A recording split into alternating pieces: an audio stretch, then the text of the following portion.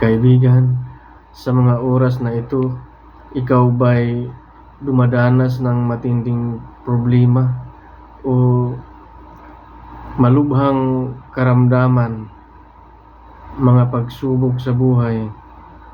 Kaibigan, may mabuting panawagan sa iyo ang ating Panginoong Hesus. Ang sabi niya sa Mateo 11:28, lumapit kayo sa akin, kayong lahat na nahihirapan at nabibigatang lubha sa inyong pasanin, at bibigyan ko kayo ng kapahingahan. Sundin ninyo ang aking mga utos